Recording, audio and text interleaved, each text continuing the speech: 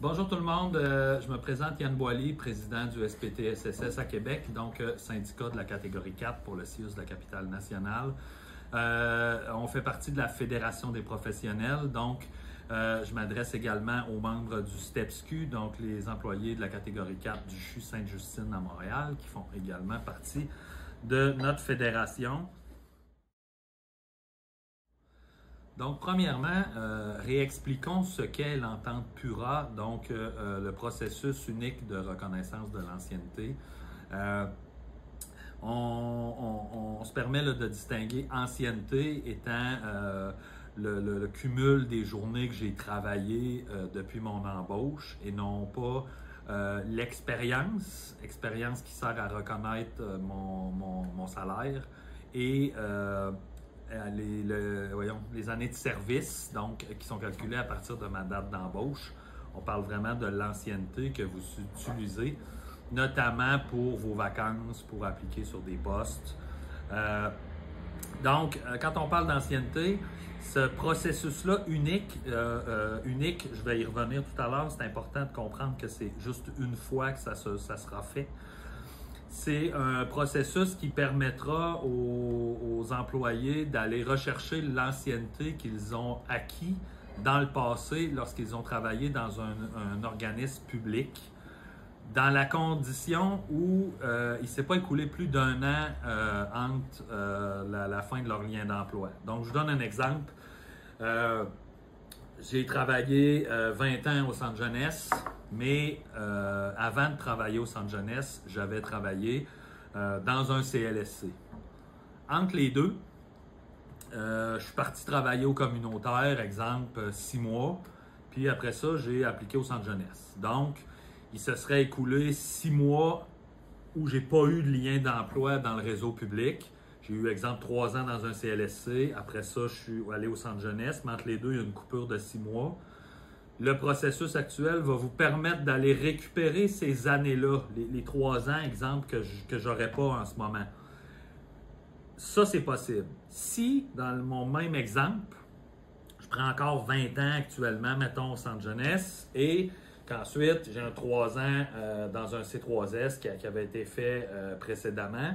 Si entre les deux, j'aurais été travailler, exemple, dans un organisme communautaire qui ne fait pas partie du réseau public pendant 2 ans ou 1 année et demie, bref, j'y serais allé plus d'1 an, alors là, cette ancienneté-là, elle est perdue définitivement, je ne pourrais pas aller la rechercher. Il faut qu'il se soit écoulé moins d'1 an. Donc, ça, c'est la première chose à comprendre et, pour le fonctionnement de l'entente PURA. Donc, unique, je vous ai dit tout à l'heure qu'on y reviendrait, unique pour comprendre que c'est un processus qu'on fait une fois. Donc, c'est une entente, c'est pas quelque chose qui va être renouvelable à chaque année. C'est maintenant que ça se fait et après, ça sera plus possible de le faire. Dans les documents qu'on vous a envoyés, on expliquait aussi que cette ancienneté-là, une fois qu'elle allait être reconnue, elle ne s'appliquait que dans l'accréditation actuelle, donc c'est-à-dire votre employeur actuel. Donc, je vous donne l'exemple. Moi, je travaille au CIUS de la capitale nationale. Je fais reconnaître des années d'expérience dans un CLSC où j'ai travaillé par le passé, exemple. Et on m'accorde ces 3 années-là qu'on ajoute à mon ancienneté actuelle. Le processus est fait, j'ai toutes mes années. Elle ne s'applique qu'au CIUS de la capitale nationale où je travaille actuellement. Je peux pas, si je pars à l'automne prochain et que je décide que je m'en vais travailler au CHU Sainte-Justine à Montréal, quand je vais arriver au CHU Sainte-Justine à Montréal, je vais être à 0 d'ancienneté. Je ne pourrai pas transporter avec moi mon ancienneté que j'avais au CIUS de la capitale nationale. Donc, c'est important de faire la différence là, entre les deux. Suivant le courriel qu'on vous a envoyé récemment, on vous a présenté 2 étapes à suivre. Donc, je vais vous expliquer là, rapidement pourquoi on vous propose ces 2 étapes-là. L'entente PURA qui a été signée là, en février dernier stipulait qu'au 31 mai, votre ancienneté allait être récupérée automatiquement des anciens employeurs du réseau. Donc, ça signifiait en fait que vous n'aviez absolument rien à faire, que c'était Santé Québec qui s'occupait de récupérer votre ancienneté et de la mettre à jour pour le 31 mai. Récemment, au courant des dernières semaines, le représentant du gouvernement, le CPN, nous a annoncé qu'il ne serait pas capable de respecter la date du 31 mai. Donc, on a tenté de voir avec lui un échéancier possible, d'évaluer ça serait quoi le retard et à quand ça pourrait être réalisé. C'était pas possible pour eux de donner un échéancier, pas une date approximative, rien. Donc, nous avons une entente qui a quand même été signée avec eux, à laquelle, normalement, au 31 mai, vos droits devraient s'appliquer pour avoir votre ancienneté reconnue et à jour, donc pour le 1er juin, en fait. Donc, ce qu'il faut comprendre, c'est que si, par exemple, dans les semaines, mois qui suivent cette date-là, il y a des affichages, des coupures de poste, des supplantations, bref, toute situation qui implique votre ancienneté, ben, vous seriez en droit d'exiger que votre ancienneté soit tenue en compte de ce qu'elle aurait dû être au 31 mai parce que c'est là que l'entente s'applique. Donc, pour faire respecter vos droits, on vous propose 2 étapes. Étape 1. L'étape 1, en fait, c'est de demander l'attestation qui confirme l'ancienneté que j'ai eue dans un autre établissement. Donc, si moi, par le passé, j'ai travaillé dans un CLSC et que j'ai la preuve entre mes mains, j'ai déjà un document qui atteste l'ancienneté que j'avais à ce moment-là, je passe à l'étape 2. Donc, pour vous, l'étape 1 est déjà complétée, vous n'avez rien à faire, vous passez à l'étape 2 que je vous explique dans quelques minutes. Pour les autres, j'ai travaillé dans un autre établissement, mais je n'ai pas rien qui le prouve. Je vais demander à cet établissement-là, donc exemple, j'ai travaillé moi au Saguenay-Lac-Saint-Jean, je vais communiquer avec le CIS du Saguenay-Lac-Saint-Jean et je vais leur demander une attestation.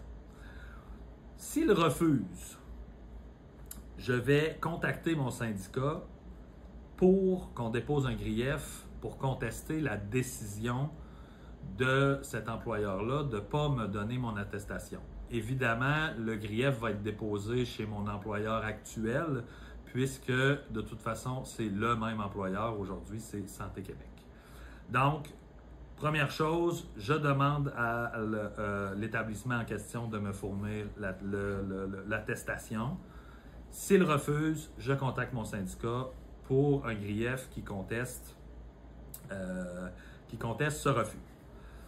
Ensuite, une fois que le refus a été contesté, mon syndicat va m'accompagner pour remplir une attestation sur l'honneur, c'est-à-dire un document où moi je vais écrire « J'ai travaillé à tel endroit, de telle année à telle année, j'avais telle ancienneté » et ça fera un document là, qui sera utilisé du moins en preuve pour démarrer le dossier. Donc, ça, c'est l'étape 1. Donc, étape 2. J'ai en main mon attestation, donc ma preuve que j'avais soit déjà ou mon document d'attestation sur l'honneur que j'ai complété avec mon syndicat. Ce document-là, je l'envoie à mon employeur actuel et je leur demande de reconnaître cette ancienneté et de l'ajouter à mon ancienneté actuelle. Une fois ça fait, j'attends la réponse de mon employeur.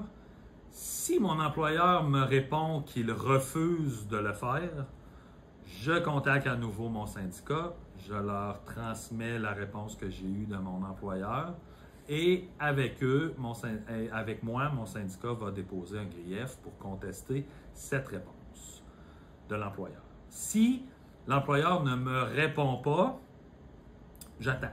Tant que je n'ai pas obtenu de réponse de refus de l'employeur, mon délai de grief n'est pas commencé, donc je n'ai pas encore à déposer de grief. J'attends que l'employeur me réponde.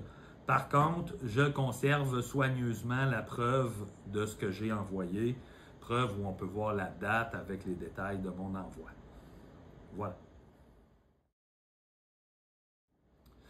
Donc, en conclusion, entente PURA qui devait s'appliquer au 31 mai, entente pour laquelle l'employeur, en fait, Santé Québec, n'est pas capable de respecter les délais. Votre syndicat vous propose 2 étapes à suivre pour faire respecter vos droits. Je vous rappelle que les délais pour déposer des griefs, c'est 30 jours.